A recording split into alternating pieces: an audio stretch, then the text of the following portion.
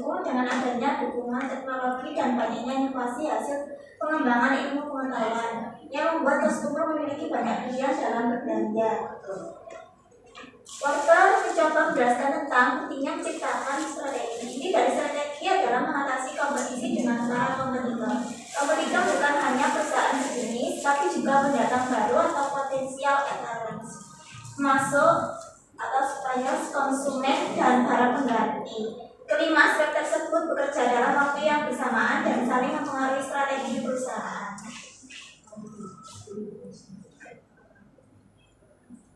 Kompetitor bersaing dalam industri. Perusahaan bisa menerapkan beberapa strategi agar unggul dibandingkan kompetitor lainnya. Satu, harga. Dua, fokus pada diferensi produk. Pendatang baru memasuki suatu industri dengan membawa sesuatu yang baru dengan tujuan untuk memperoleh pangsa pasar. Jika itu berhasil, maka tentunya pangsa pasar perusahaan sebelumnya menjadi berkurang. Tiga, pemasok. Setiap proses produksi memerlukan input yang berupa bahan baku, tenaga kerja, dan komponen produksi lainnya. Empat, konsumen. Dalam industri, konsumen memegang peranan yang sangat penting karena konsumen yang menjadi sasaran utama para produsen untuk membeli produknya dan menghasilkan pendapatan bagi perusahaan. Kelima, para pengganti. Semakin banyak suatu produk memiliki seorang pengganti, baik dalam industri biasa maupun bebas, maka permintaan akan produksi semakin elastis karena konsumen punya alternatif yang lebih banyak.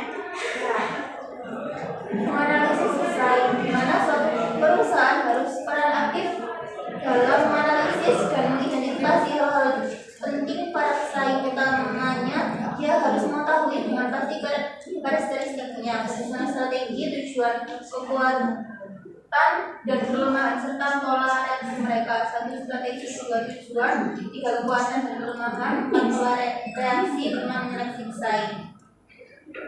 Strategi memimpin pasar. Market leader merupakan perusahaan yang diakui oleh industri yang bersangkutan sebagai pemimpin. Karakteristiknya ada tiga, yaitu memiliki pangsa pasar terbesar 40% dalam bersaing pasar produk yang relevan. Dua, memiliki lebih unggul dalam perusahaan lain dalam hal pengenalan produk baru, perubahan harga, distribusi, channel, dan intensitas promosi. Tiga, merupakan pusat orientasi pesaing, diserang, ditiru, atau dijauhi. Strategi penantang pasar atau market challenge. Strategi penantang pasar adalah strategi yang biasanya dilakukan oleh perusahaan-perusahaan yang terletak pada posisi kedua atau ketiga, di mana perusahaan-perusahaan ini menyerang pemuka dan pesaing-pesaing lain dengan tawaran yang agresif untuk memperoleh lebih banyak market.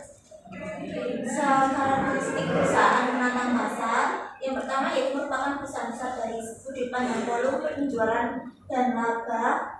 Yang kedua, selalu berupaya menemukan kelemahan pemimpin pasar lalu menyerangnya. Yang ketiga, biasanya juga memusatkan perhatian pada akuisisi perusahaan-perusahaan yang lemah. Strategi pengikut pasar. Pengikut pasar adalah perusahaan nomor 2 yang memiliki untuk tidak menimbulkan gejolak. Biasanya takut mengalami kerugian yang lebih banyak daripada mendapat keuntungan. Akan tetapi pengikut memiliki strategi untuk ikut aktif dalam pertumbuhan pasar. Ada 3 strategi yang dibedakan. Yang pertama, duplicate quarter.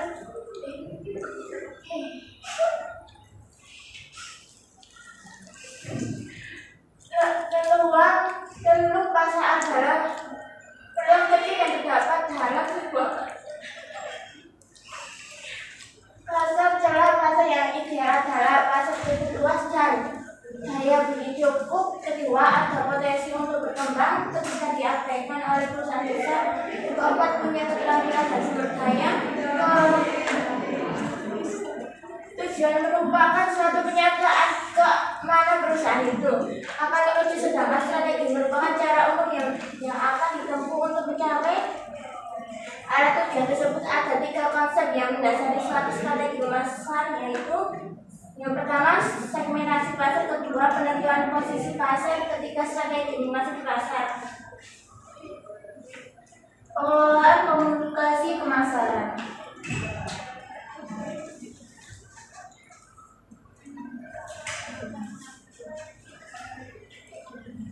Peran komunikasi pemasaran.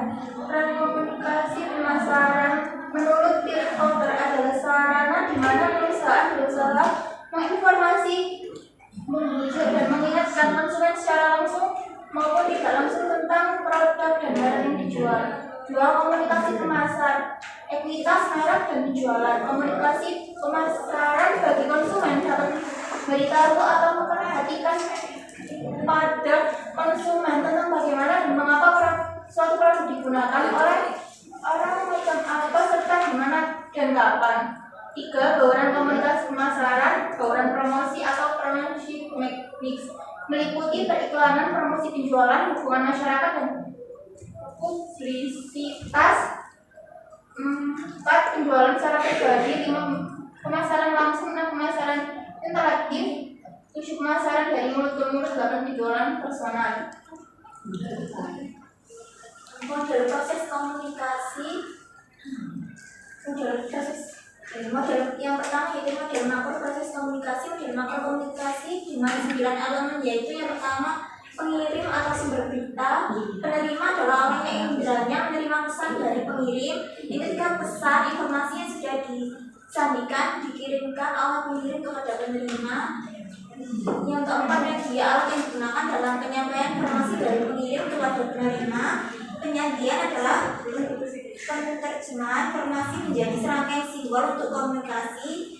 Yang keenam, pengertian decoding, yaitu interpretasi dan menerjemahkan suatu pesan menjadi informasi yang berarti. Yang ketujuh, respon, itu suatu tanggapan yang berasal dari penerima setelah menerjemahkan sandi. Yang ke-8, pembalik, yaitu informasi balik yang disampaikan penerima kepada pemberi berita. Yang ke-9, gangguan, yaitu suatu yang membingungkan, mengganggu.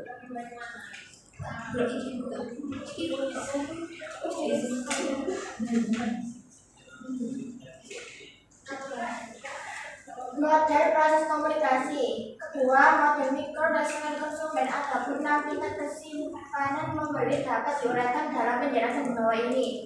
Yang pertama, kesadaran jika sebagian besar audiens sasaran tidak menyadari objek tersebut. Yang kedua, pengetahuan audiens sasaran mungkin dalam memiliki kesadaran tentang perusahaan atau produk tetapi tidak menyadari lebih banyak lagi. Yang ketiga, mengenai jika audiens sasaran mengetahui produk tersebut. Yang keempat, preferensi audiens sasaran mungkin mengetahui produk tersebut tetapi tidak memilihnya dibandingkan produk lainnya. Yang kelima, keyakinan seorang audiens sasaran mungkin lebih menyukai suatu produk tentunya tetapi tidak yakin akan membelinya. Yang keenam, membeli. Beberapa orang dari audiens sasaran mungkin memiliki keyakinan tetapi tidak bermaksud melakukan pembelian. Mengembangkan komunikasi yang efektif. Berikut ini akan dibahas 8 langkah dalam mengembangkan program komunikasi dan promosi total yang efektif. Komunikasi pemasaran baru. 1, mengidentifikasi audiens yang dituju. 2, menentukan tujuan komunikasi tersebut. 3, merancang komunikasi.